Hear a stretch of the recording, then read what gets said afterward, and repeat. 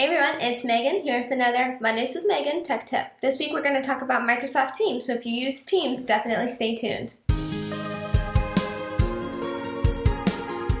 Alright, so this week we're going to talk about if you are someone who is joining a Teams meeting but you're not the one presenting and you don't want to be distracted by all the videos along the bottom of your screen.